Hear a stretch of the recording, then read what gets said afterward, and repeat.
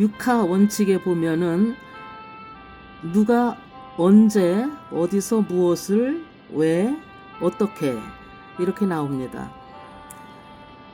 하나님이 창세 전에 하늘에서 예수님을 믿으라 성령으로 이렇게 되는 겁니다. 육하 원칙이 제대로 되지 않을 경우에는 이해를 돕기가 어렵고 커뮤니케이션이 잘 안 됩니다. 그래서 육하 원칙을 두고 우리가 서로가 소통하는데 굉장히 필요로 하고 도움이 많이 된다는 것을 염두에 두고 대화를 합니다. 그런데 누가 그랬는지 언제 그런 일이 일어났는지 이런 걸 중간중간에 빼게 되면 되묻게 되고 다시 그걸 답변하려면은 재정리를 해서 대화를 해야만 의견이 나누어질 수가 있는 걸 알 수가 있습니다. 그래서 우리가 예수를 믿을 때도 보면 왜 예수를 믿을까? 왜라는 것은 육하 원칙 중에 들어가는데 5번째 들어갑니다. 왜는 뭐냐? 듣고 네 믿겠습니다. 알겠습니다. 따르겠습니다. 혹자는 예수님을 믿기로 정했다 또는 작정했다 또는 마음먹었다. 믿기로 뜻을 완전히 굳혔다라는 자기와의 약속을 말할 수도 있다는 것입니다. 대화도 물론 마찬가지지만 믿음도 마찬가지예요. 하나님과의 약속과 대화이기 때문에 사람의 이성에는 신념이 있습니다. 신념은 자기의 마음과의 다짐이고 약속인 것이에요. 지성과 감성과 의지가 있어요. 이 사람의 인격에는 지성과 감성과 의지가 있다는 것입니다. 이 각각 기능이 또 있어요. 거기에 지성과 감성과 의지에 각각 기능이 있는데 첫째는 지성이 있는데 지성은 많은 것을 알고 싶어하고 계산을 하고 수학을 합니다. 영어도 하고 역사학 같은 거를 배웁니다. 많이 알고 싶어 합니다. 그야말로 배움으로 지성인이 되어가는 거예요. 그 외에도 천문학도 있고 지리학도 있고 가정학, 정치학, 사회학, 경제학, 물리학, 법학 말할 수 없는 것들이 있습니다. 너무나 많이 있습니다. 그 다음에 보면은 2번째 감성이 있는데 사람에게는 이 감성이 참 중요해요. 기뻐할 줄도 알고 슬퍼할 줄도 알고 어떤 이에게는 사람을 사랑할 줄도 알고 반면에 어떤 사람은 사람을 미워하기도 합니다. 감정의 기복으로 인해서 사회에서는 사건 사고가 많이 일어나고 있습니다. 사이코패스나 소시오패스는 정신적인 문제들이 사람의 감정에서 나온다는 것을 잘 알고 사회적으로 다루고 있습니다. 그리고 의지가 있습니다. 사람의 의지에는 자유가 있어요. 이 자유는 하나님이 우리에게 주신, 인간에게 주신 자유의지입니다. 특권이죠. 만약에 하나님이 자유의지를 인간에게 주시지 않았더라면 하나님이 시키는 대로만 해야 돼요. 밥을 먹으라 해야 먹을 수가 있고 나가 놀아라 할 때 나가 놀아야 돼요. 아무리 응아가고 싶어도 응아를 내 맘대로 못하고 아무리 밥이 먹고 싶어도 밥을 내 맘대로 못 먹어요. 하나님의 명령에 의해서 움직여야 되기 때문에 하나님은 인간에게 자유의지를 주셨는데 내 마음대로 무엇이든지 할 수도 있고 안 할 수도 있는 그런 것이 주어졌다는 것입니다. 이 자유의지에는 어떤 것을 취할 수도 있고 버릴 수도 있는데 이것은 하나님이 인간에 주신 아주 특권이요, 권리예요. 세상에서 어떤 사람들은 개인의 자유를 제한하려고 자기 의지에 이끌려고 하는 사람들도 있습니다. 자기의 감정에 그 사람을 이끌려고 하는 사람도 있어요. 자기의 판단에 상대방을 이끌려고 하는 사람도 있습니다. 그래서 이런 모든 것들이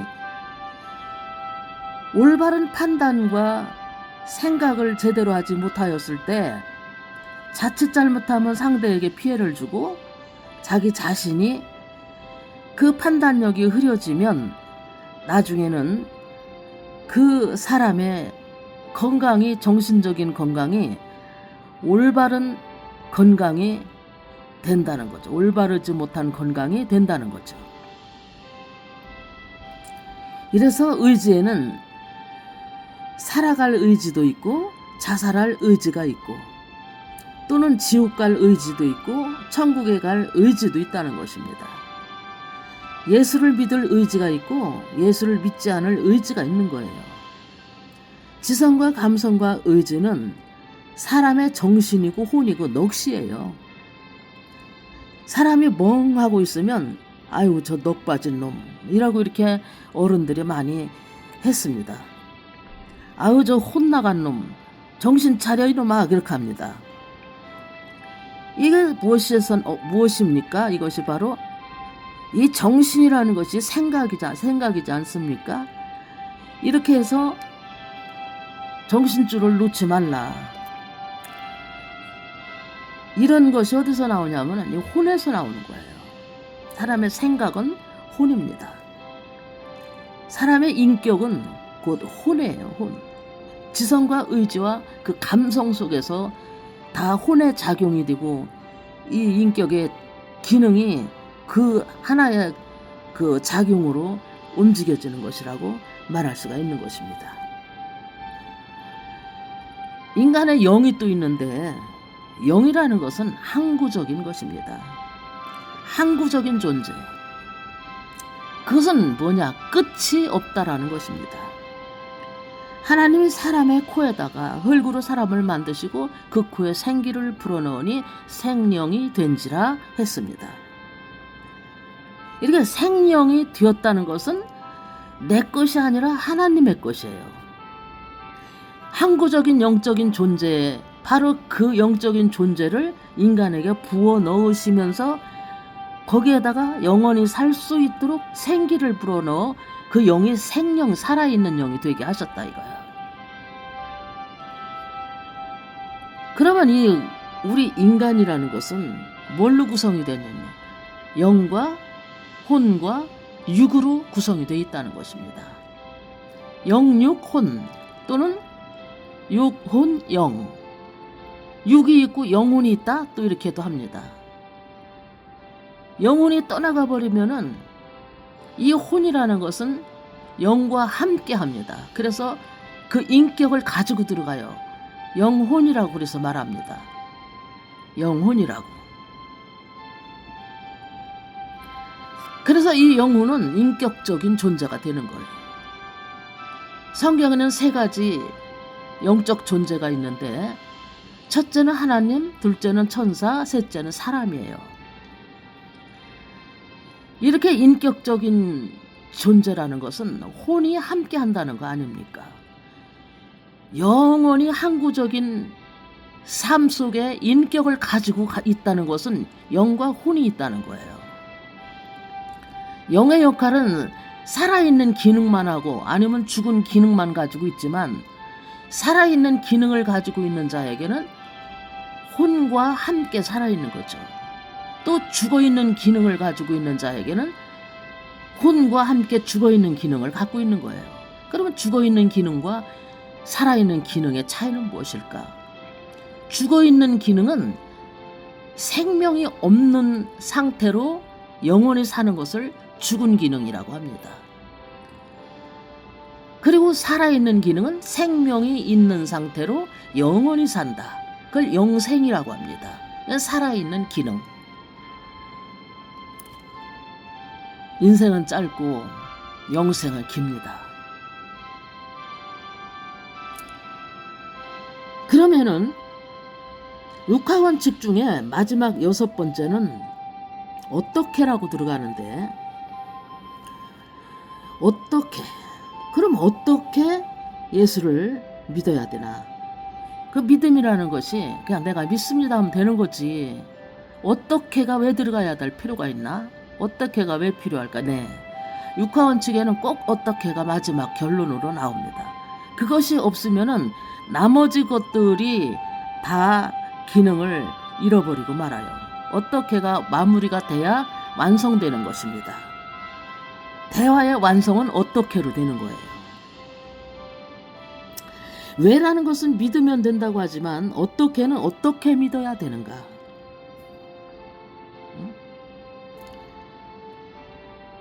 신자는 이긴 자의 종입니다. 아담은 마귀한테 졌어요. 마귀가 먹으라는 선악과를 먹음으로 마귀의 종이 되었습니다.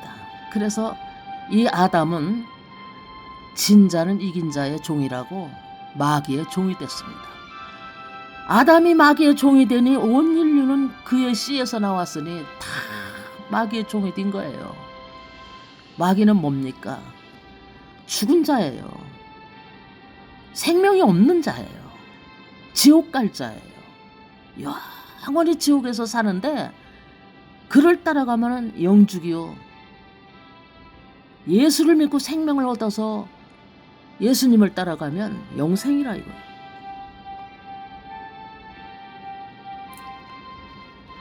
이렇게 순간에 아담이 먹은 이 선악과로 인해 가지고 온 인류는 범죄자가 되었습니다.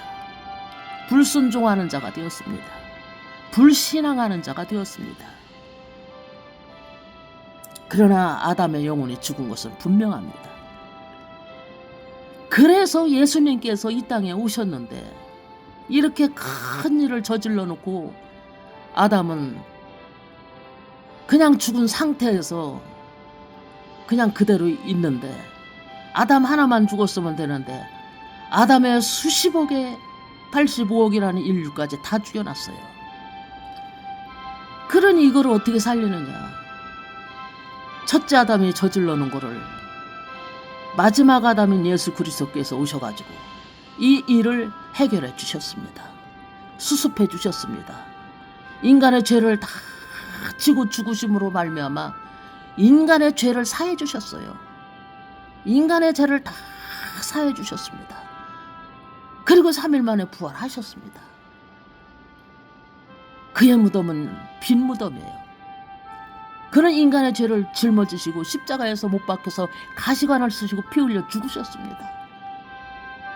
그래서 인간의 죄는 하나도 없이 다 도말해 가셨기 때문에 하나도 없지만은 왜 지옥 가느냐가 문제예요. 왜 지옥 가느냐?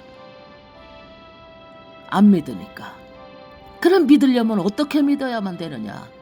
어떻게 믿으냐 되느냐? 네, 믿겠습니다. 왜까지는 다 돌아왔어요. 모든 기독교인들이 왜? 네, 믿겠어요. 믿습니다. 합니다. 알지 못하고도 믿습니다 하는 사람들이 있습니다. 그건 맹종이에요. 그러나 체험하고 알고 믿는 자들도 있습니다. 이건 순종인 것입니다. 맹종과 순종은 하늘과 땅 차이예요.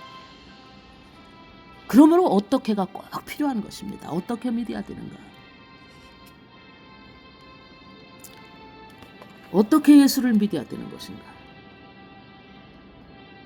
이게 가장 중요한 것입니다. 구원을 어떻게 받아야 될까? 구원은 성령으로 받아야만 됩니다. 성령으로 하지 않고는 주를 주라 시인할 수가 없어요. 성령으로 하지 않고는 회개도 되지 않습니다. 성령으로 하지 않고는 나의 진실이 되지 않습니다. 온갖 위선과 거짓과 정말로 포악스러운 성격만 나옵니다. 인간의 그 어리석음과 감추고 있는 그 고집과 그 거짓된 것들이 성령으로 하지 않고는 밝혀지지 않아요. 내가 아무리 그걸 다 드러낸다 하더라도 생각조차 나지도 않아요. 이렇게 죄라는 것이 낙엽 쌓이듯이 켜켜이 수십 년 동안 쌓이면서 맨 밑에 어떤 부엽토가 썩어 있는지 그 죄의 부엽토가 기억도 나지 않습니다. 하나도 기억 안 나요. 대충 큰 사건들만 가끔가다 잠재 속에서 드러나는 어떤 것들만 기억나지 기억 안 납니다. 그리고 그 부엽토 안에는 뭐가 있냐? 뿌리가 있어요. 나무에. 그 뿌리가 원죄인 것입니다. 원죄를 뽑아 버려야지 쌓여있는 낙엽, 부엽토만 긁어낸다고 해서 죄가 해결되는 것은 아닙니다. 완전히 나무를 그 뿌리를 뽑아버려야 그래 부엽토가 쌓이지 않습니다. 낙엽이 떨어지지 않아요. 그냥 완전히 다 말라 죽으니까. 뿌리를 뽑으면 그 나무는 통째로 말라 죽으니까 원죄와 자범죄는 싹 없어지는 거야. 완전히 없어집니다. 기억도 나지 않습니다. 내가 너를 기억하지 않으리라. 기억도 하지 않는다고 하셨습니다. 하나님께서 너의 모든 죄를. 하나님이 기억하지 않으신다는데 우리가 기억이 날 이유가 있겠습니까? 낙타가 바늘기로 들어가는 것이 이게 가능합니까? 그러나 하나님으로서는 하실 수가 있습니다. 예수님은 의심하는 자들에게 다가가셔서 이적을 나타내셨어요. 무리를 걷게 하고 죽은 자를 살리시고, 구약에는 홍해를 가르고 해를 멈췄어요. 그리고 예수님께서 각색 병자들을 고치시고 기사와 이적과 표적이 가는 곳곳마다 나타난 것을 볼 수가 있습니다. 그것은 믿어지지 않는 자들에게 이적과 표적을 보고 믿도록 역사하시는 거였습니다.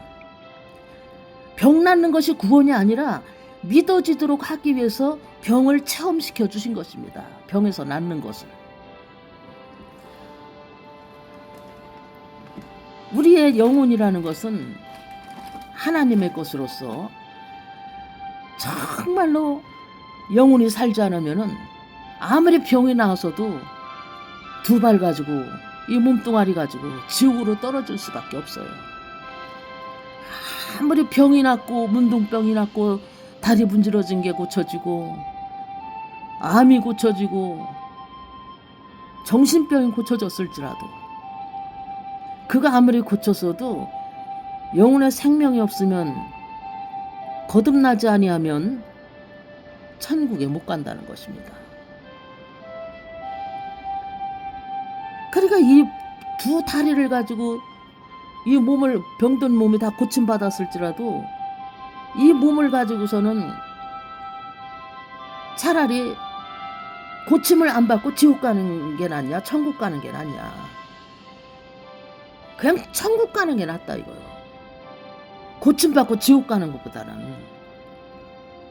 그러니까 영혼 문제는 해결이 안 됐다는 거죠. 영혼의 문제는 해결이 되지 않았다는 거야.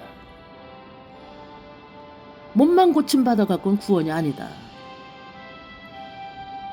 하나님으로서는 무엇이든지 가능하십니다. 에베소서 2장 8절에 보면 믿음은 너희에게서 난 것이 아니요 하나님의 선물이라고 말씀하셨습니다. 이렇게 믿음은 하나님의 선물을 받은 것이 바로 믿음인 것입니다. 내가 믿는 것과 선물로 믿는, 선물을 받아서 믿는 그 받은 믿음은 차원이 달라요. 내가 믿는 것은 주여 믿습니다. 주여 믿습니다. 믿습니다.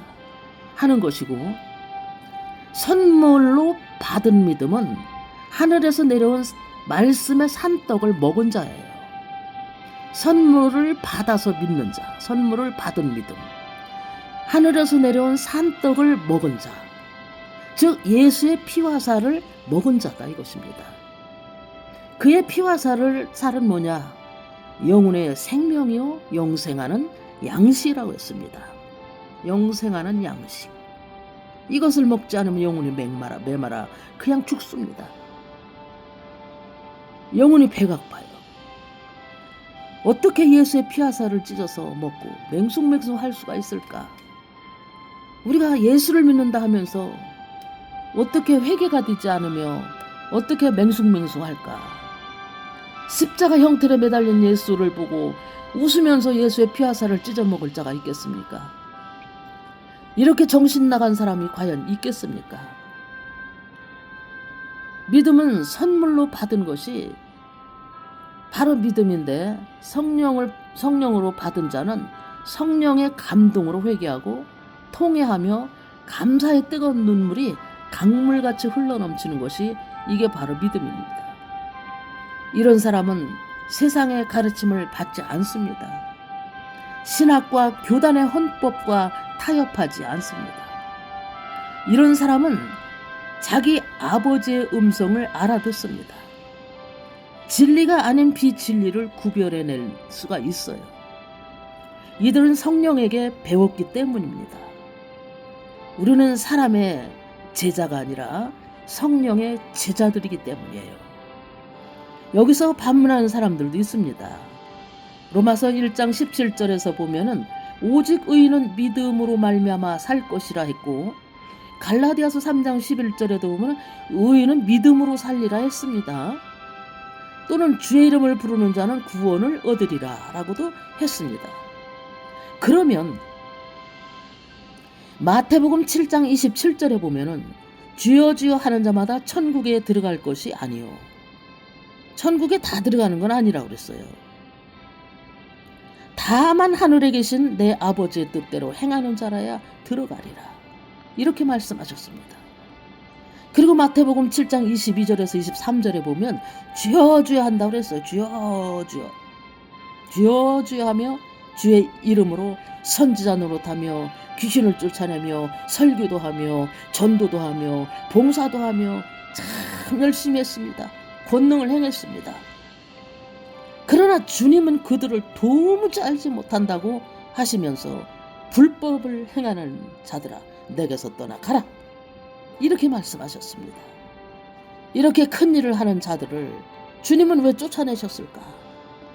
그것은 바로 요한복음 6장 40절에 아버지의 뜻은 아들을 보고 믿는 자마다 영생을 얻는 이것이니 마지막 날에 내가 이를 다시 살리리라 라고 말씀하셨습니다.